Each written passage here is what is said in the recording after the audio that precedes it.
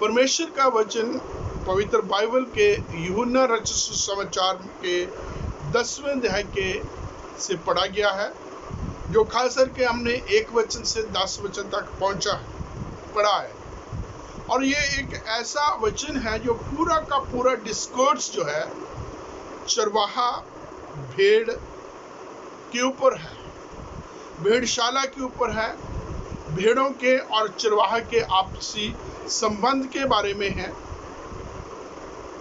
और जब हम चरवाहा की बात करते हैं, ये एक ऐसा शब्द है जो लैटिन भाषा का है, जिसका मतलब है लैटिन भाषा में शेफर्ड अर्थात पास्टर।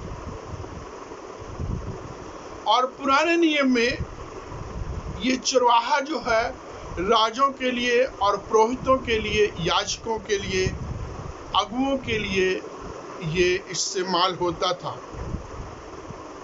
बाइबल के तमाम वो बड़े लोग, महान लोग जो बाइबल में हुए हैं, उनमें से बहुत सारे लोग जो हैं चरवाहे थे, जैसे अब्राहम, इसहाक, याकूब, मूसा, दाऊद और भी बहुत सारे प्रभु के दास जो महान हुए हैं, वो चरवाहे थे।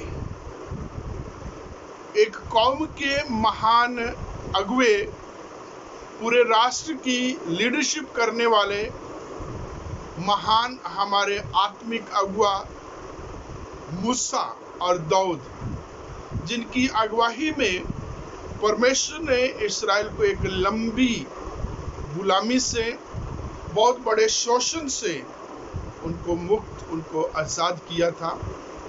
और दाऊद राजा की अगुवाई में एक बहुत विशाल साम्राज्य की स्थापना करने का परमेश्वर ने अनुग्रह किया था।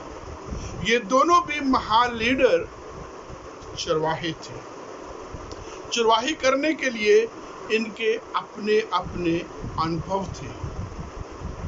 और जब हम यूहन्ना रचित सुसमाचार के 10वें अध्याय में पढ़ते हैं, हमें जब यहाँ चरवाहे भेड़ों के बारे में जब पढ़ने को मिलता है, तो एक चरवाहे की और भेड़ों की पूरे दिनचर्या को यहाँ व्यक्त किया गया है। उसकी मॉर्निंग, उसकी सुबह से लेकर उसकी दोपहर, उसकी शाम और उसकी रात तक के समय के बारे में परमेश्वर का वचन यहाँ बयान करता है। जब हम पहले 5 आयतों को पढ़ते हैं, 1 आयत से 5 आयतों के बारे में, तो एक चरवाहे के बारे में बोला गया है जो एक जेन्युइन है और जो बिल्कुल भेड़शाला में सीधे मार्ग से प्रवेश करता है, जो बैकडोर यूज नहीं करता, जो गलत दरवाजा यूज नहीं करता, जो दीवारों से फांद के कूद के नहीं आता, जो सीधे रास्ते को, मेन डोर, सीधे रास्ते को, सही रास्ते को अपनाता है और भेड़शाला के बीच में जाता है। वचन में लिखा है, द्वारपाल उसके लिए द्वार खोलता है।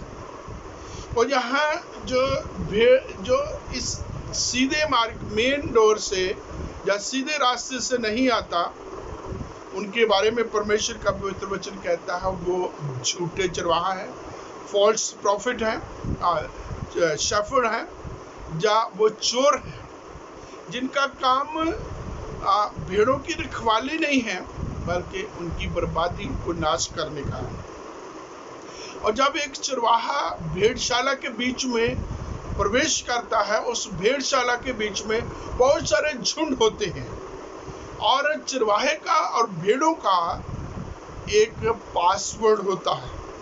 जैसे परमेश्वर के वचन में उसने भेड़ों के नाम रखे होते हैं और वो उनको पुकारता है और भेड़ें भी उसका शब्द सुनती हैं और उसके पास इकट्ठा होना शुरू हो जाती हैं। और ये चरवाहा इस पासवर्ड को तब तक बोलता रहता है जब तक उसका पूरा झुंड उसके पास इकट्ठा नहीं हो जाता, या ये कहें कि उनके नाम इस प्रकार से उस भाषा को, उस बोली को बोलता रहता है जब तक वो सारा का सारा झुंड इकट्ठा नहीं होता। और जब इकट्ठा हो जाता है तो वचन में लिखा वो उनके आगे आगे चलता है, उनके आगे आगे चलता है, उनकी पीछे से रखवाली करता है और उनको खेतों में, चरवाही में, हरी हरी जगहों में, जहाँ अच्छे घास, सुंदर पास्चर जब उनको मिलता है, ऐसी जगहों पर ले जाता है जहाँ सुखदायी शांत जल का झरना उसको जो है उनको प्रोवाइड करता, उनके लिए मुहैया करता है। यहोवा के परमेश्वर के बारे में लिखा है कि वो भी एक चरवाहा है। यहाँ बाइबल के महान लोगों के बारे में लिखा है, बाइबल के परमेश्वर के बारे में भी लिखा है कि वो चरवाहा है। और ये चरवाहा जिसकी यूहन्ना 10वें अध्याय में बात कर रहा है, ये अपनी भेड़ों को इकट्ठा करता है, अपनी भेड़ों को लेके जाता है, उनको अच्छी अच्छी चराहों में लेके जाता है और उनकी रखवाली करता है, उनके साथ रहता है, उनको देखता है, उनको हर प्रकार के बाहरी आक्रमण से बचाता है। और फिर वचन में लिखा है कि उनको भेड़ों के रास्ते से उनकी अगुवाई करता। प्रभु यीशु मसीह 7 वचन में कहते हैं कि भेड़ों का द्वार मैं हूं और जो मेरे द्वारा भीतर जाएगा वो आया जाया करेगा और वो चारा पाएगा। प्रभु यीशु मसीह 14वें अध्याय में भी कहते हैं, मार्ग, सत्य और जीवन मैं हूँ, मेरे बिना को पिता के पास नहीं पहुंच सकता। वही चीज प्रभु यीशु मसीह यहाँ भी कहते हैं कि वो द्वार हैं भेड़ों के लिए, ताकि भेड़ें उसके माध्यम से अंदर जा सके, बाहर आ सके, चारा पा सके और जो है सुरक्षित रह सके।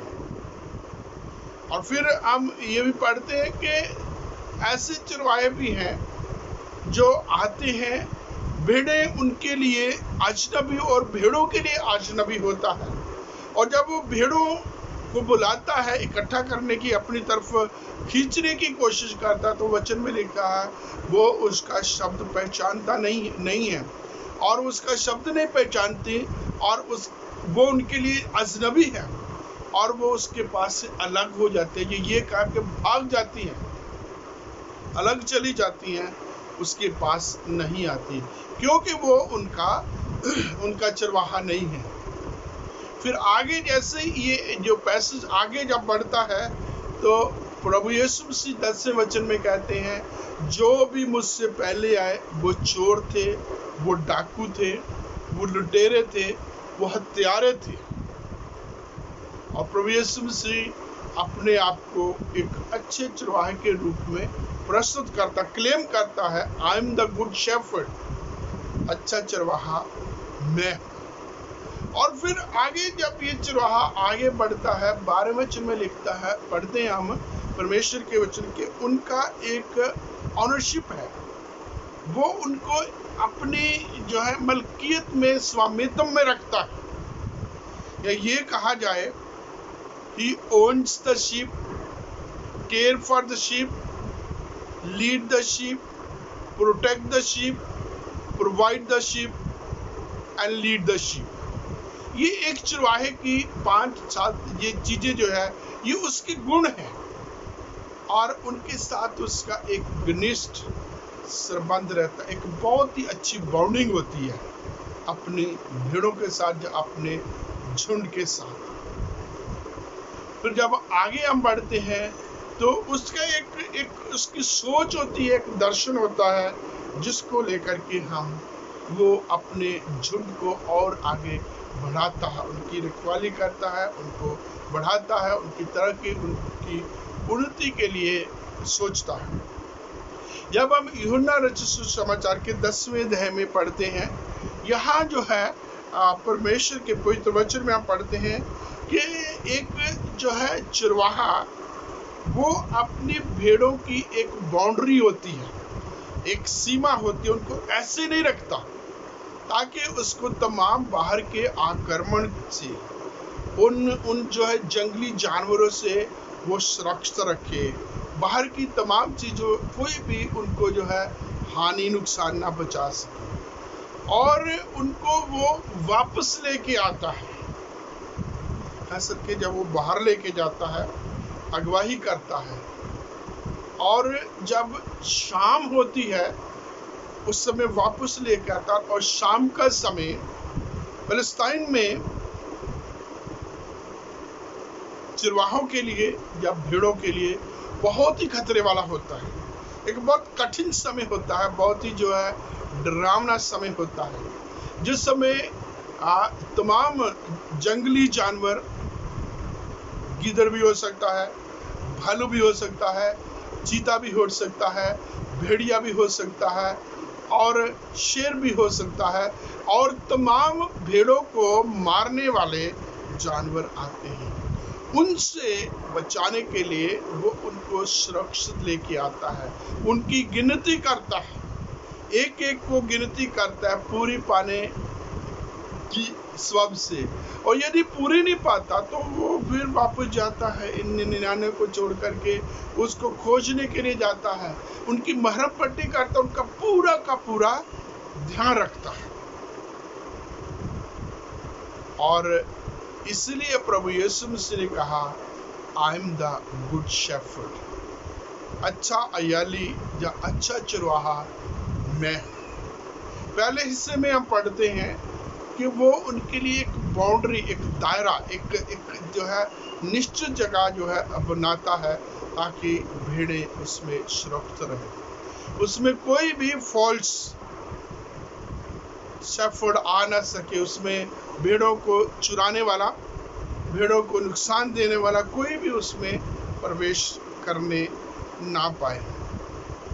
फिर वो भेड़ों के लिए एक अगुवाही करता, उनके लिए एक उदाहरण होता है,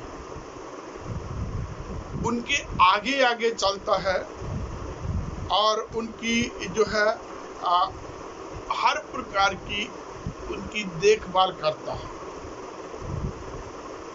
फिर जो चरवाहा है वो एक ट्रस्टवर्दी होता है, वफादार होता, विश्वास योग्य होता है। और हम अलग अलग चरवाहों के बारे में हम ये जान सकते हैं। पुराने नियम में हम चरवाहों के बारे में पढ़ते हैं। ये मिडिल ईस्ट में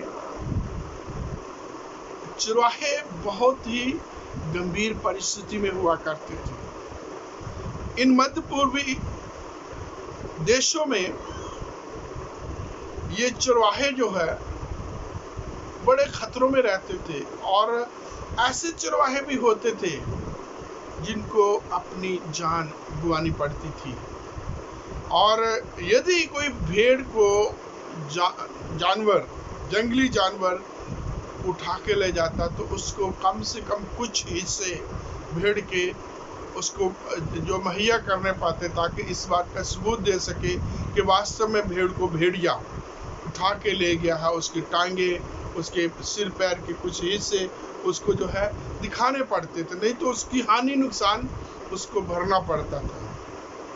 उत्पत्ति की किताब में हम पढ़ते हैं याकूब के बारे में, वो कहता दिन को धूप, सूरज की गर्मी, तपस, और रात को अंधेरा, जंगली जानवरों का खतरा, और जो तमाम जो है नींद, ये तमाम चीजें मेरी जान को खाए रहती थी।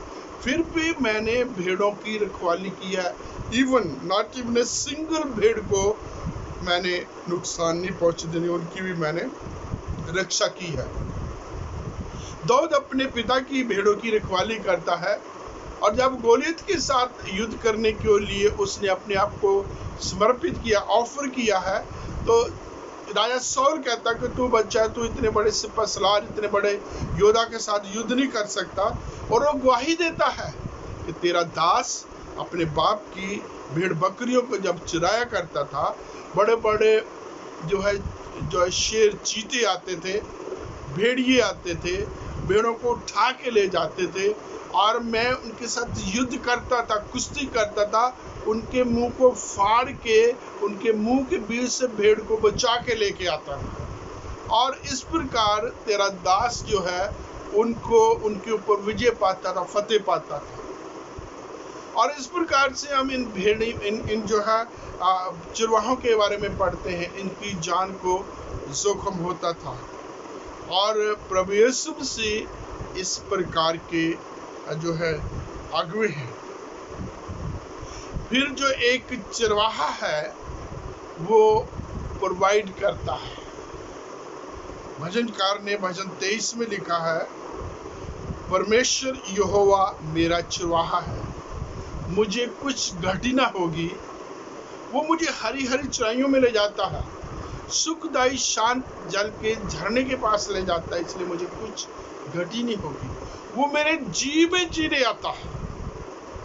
तो ये एक चरवाहे के काम है, उनकी जरूरतों को पूरा करता है, उनके लिए हरी हरी चराइयों को तैयार करता है और उनको संभालता है, उनकी अगुवाई करता है।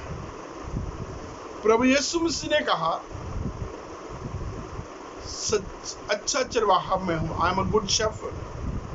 और जब प्रभु यीशु मसीह ये क्लेम करते हैं कि मैं अच्छा चरवाहा हूं, इसका मतलब कि बुरे चरवाहे भी हैं, गलत भी होंगे, फॉल्स भी होंगे, या गैर जिम्मेवार टाइप के भी जो है चरवाहे होंगे।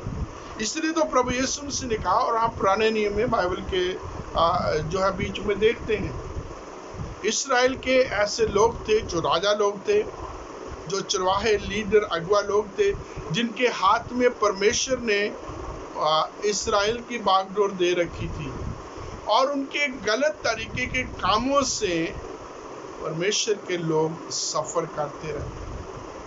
परमेश्वर के लोग जो है उन ऊंचाइयों तक, उन जगहों पर नहीं पहुंच सके। उदाहरण के तौर पर हम मत्ती की इंजील के जो है पहले अध्याय में पढ़ते हैं, उसकी 17 वचन में पढ़ते हैं कि अब्राहम से लेकर आदम से लेकर अब्राहम तक जो है 14 पीढ़ी है, और अब्राहम से दौड़ तक 14 पीढ़ी है, और दौड़ से लेकर बाबुल की बंधुआई तक 14 पीढ़ी, और बाबुल की बंधुआई से आगे यीशु मसीह तक 14 पीढ़ी है। जब हम अब्राहम से दौड़ तक आते हैं, और जो जाति एक परिवार से आरंभ होती है, वो जाति दौड़ तक पहुंचते पहुंचते एक बहुत बड़े साम्राज्य में परिवर्तित हो जाती है। या ये कहा जाए कि दौड़ ने इस्राएल के राज को बहुत दूर तक जो है फैला दिया था। और आगे अब पढ़ते हैं, दौड़ से बाबुल की बंधुआई तक 14 पीढ़ी हैं, और बाबुल की बंधुआई तक पहुंचने के लिए वही जो बहुत बड़ा साम्राज्य था, हुकूमत करने वाले थे, अब वो सिकुड़ के रह गया। इतना ही नहीं, वो दूसरे देशों में दूसरे राजों की गुलामी में है। और ये इसलिए हुआ कि जो चरवाहे थे, जो लीडर थे, जो राजा थे, उनकी गलत तरीके की चरवाही की वजह से। प्रभु यीशु मसीह ने कहा, अच्छा चरवाहा मैं हूँ। अच्छा चरवाहा अपनी भेड़ों के लिए जान देता है। और जैसे पहले अभी बोला है कि फलस्तीन में जो है शाम का समय जो है चरवाहों के लिए बहुत खतरे वाला होता था। भेड़िए आते थे, जंगली जानवर आते थे, भेड़ों को चुराने की, मारने की, नाश करने की कोशिश करते थे, और चरवाहों को अपनी जान हथेली पर रख के, जान का जोखिम उठा करके इन भेड़ों की रक्षा करना पड़ता था। और प्रभु यीशु मसीह इसी प्रकार से इस यूहन्ना के 10वें अध्याय में कहते हैं, 4 बार जो है यीशु मसीह कहते हैं वो अपनी भेड़ों के लिए अपने प्राण देता है, अपने प्राण को बलिदान करता है। 11वें वचन में कहता है, पहली चीज कहता, अच्छा चरवाहा मैं हूँ जो अपने भेड़ों के लिए अपना प्राण देता है। 15वें वचन में हम पढ़ते हैं, वो फिर कहता है कि अच्छा चरवाहा अपने भेड़ों के लिए प्राण देता है। 17 और 18 वचन में फिर प्रभु यीशु मसीह एक बार फिर रिपीट करता है। और इसको हम जो है दूसरे तरीके से देखें, प्रभु यीशु मसीह एक अगुआ होने के नाते, एक चरवाहा होने के नाते, उसने हमारे लिए, पूरी कौम के लिए, पूरे विश्व के लिए अपने आप को बलिदान दे दिया। हमारा पाप बलि, हमारा होम बलि एक ही बलिदान जो वंश पर और हमेशा हमेशा के लिए उसने वो दे दिए, ताकि आगे से पशुओं का, जानवरों का ये कफारा ना देना पड़े, बल्कि एक ही कफारे के द्वारा हमारा पिता परमेश्वर के साथ मेल मिलाप हो जाए और उसके बाद किसी और बलिदान की आगे जरूरत ना रहे। प्रभु यीशु मसीह ने मेरे, आपके लिए, हम सब के लिए अपनी जान को कुर्बान किया, ताकि हम सब प्रभु के गले की भेड़े हो जाए, ताकि हम परमेश्वर के उस झुंड में हम शामिल हो सके, उसकी देह में हम शामिल हो सके। फिर हम आगे देखते हैं कि चरवाहे के बीच में और भेड़ों के बीच में एक बहुत अच्छा संबंध है, बहुत अच्छी बॉन्डिंग होती है। 4 वचन में हम पढ़ते हैं यूहन्ना 10:4 में कि मैं अपनी भेड़ों को नाम लेकर पुकारता हूं और मेरी भेड़ें मेरा शब्द पहचानती, शब्द सुनती है, शब्द पहचानती है, इसलिए वो किसी के पीछे नहीं जाती। यहाँ चरवाहा और भेड़ों का आपसी अच्छा संबंध, मधुर संबंध की बात कर रहा है। एक अच्छी बॉन्डिंग है उनके बीच में। पहली चीज कि जो चरवाहा है अपनी भेड़ों को जानता है। एक चरवाहा है, वो उनकी हर बात को, हर हालात को, उनकी हर शक्ल, हर सूरत को, उनके नाम को जानता, नाम लेके बुलाता है। पुराने नियम में पढ़ते हैं, मैंने तुझे नाम लेके बुलाया है। यशायाह 43 में कहता है, हे याकूब, हे इसराइल, मत डर, क्योंकि मैंने तुझे नाम लेकर पुकारा, तू मेरा है। और फिर और जगहों पर भी लिखा है, मैं नाम लेकर के प्रभु पुकारता हूं। यहाँ तक परमेश्वर का वचन कहता, मैंने तेरा चित्र अपनी हथेली में खोद रखा, तेरी शर्पना, मेरी शर्पना सदैव तेरे चारों तरफ लगी रहती है। तो वो एक ऐसा चरवाहा है जो सुरक्षा देता है, जो अच्छे संबंध बनाए रखता है, जो सहनशीलता के साथ रहता है। और ये एक चरवाहे में बहुत जरूरी है कि उसमें सहनशीलता हो, धैर्य हो, वो समर्पित हो अपनी भेड़ों के प्रति। मूसा के बारे में हम पढ़ते हैं कि जब वो भेड़ों की चरवाही करता था, एक मेमना उसके सामने से भागा, चट्टान से नीचे को भागा गया, बहुत तेज भाग के चला गया, और मूसा उसको पकड़ने के लिए, वापस लाने के लिए उसके पीछे पीछे भागा जा रहा है। और भागते भागते आगे चल करके वो मेमना एक पानी वाली जगह पर जाके पानी पीने लगता है। और मूसा जब उसके पास पहुंचते हैं, मूसा भी थक चुका होगा भागते भागते, और बजाय इसके कि उसके ऊपर गुस्सा करता, डंडे से मारता, उसको पानी पीने के बाद उसके अपने गोदी में लेता है और उससे कहता, मुझे नहीं पता था कि तुझे प्यास लगी। और उसके बाद ये कहता, अब तू थक चुका होगा, अपने कंधे पर उठा करके उससे लेके आता है। और ये धैर्य, ये पेशेंस चरवाहे में होना चाहिए। क्या ये कहना चाहिए कि ये पेशेंस जो है एक पासवान में, एक पास्टर में होना चाहिए, अपनी कलीसिया के तमाम लोगों के, उनकी नेचर, उनके स्वभाव को।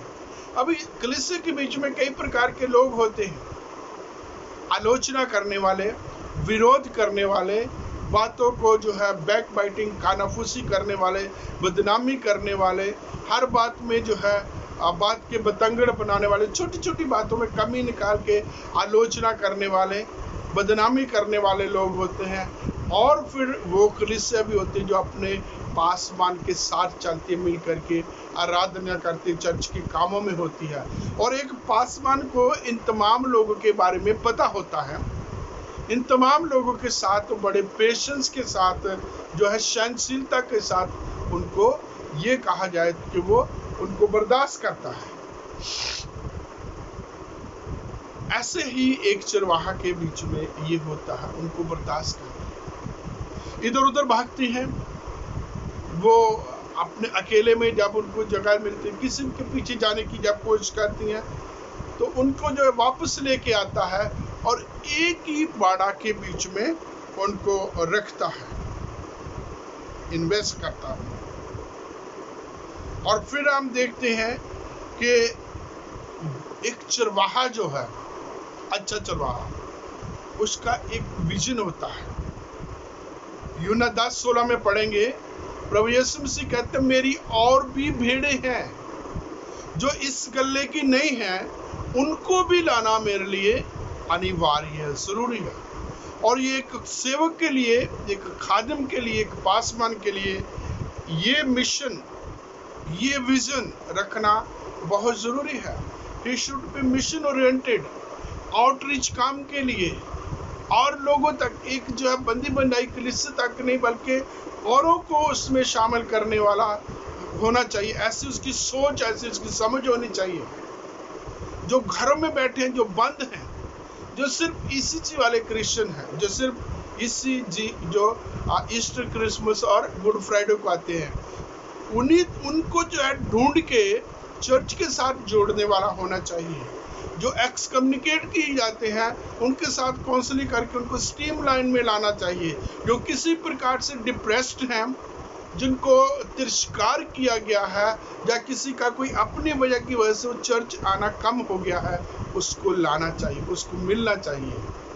और मैंने अपनी सेवकाई में ऐसे बहुत से लोगों के साथ कांटेक्ट किया है जो चर्च में सिर्फ जो है 30 त्योहार पर ही आने वाले थे, और प्रभु की दया से जब वो आना शुरू हुए और बहुत एक्टिव हुए, प्रभु ने उनको बहुत इस्तेमाल किया।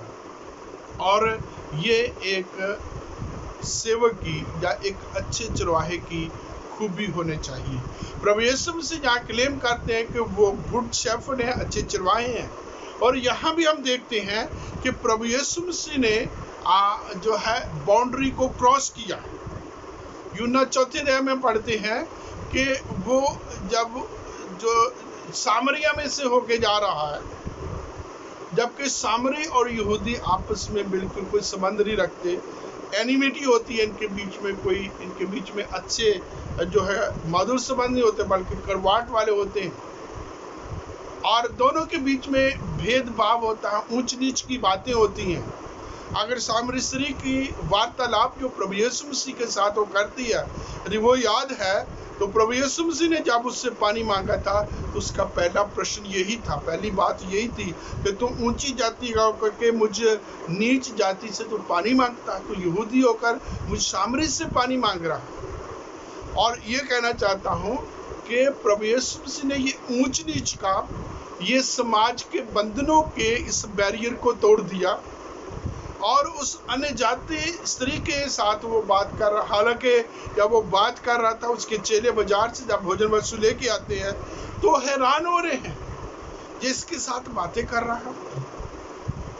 आज भी ऐसा बहुत बार होता है, जब इस प्रकार के लोगों के साथ बातचीत होती है तो कई प्रकार की बातें उठती हैं, प्रश्न किए जाते हैं, गिलिश जो है कई प्रकार के दोष आरोप लगते हैं।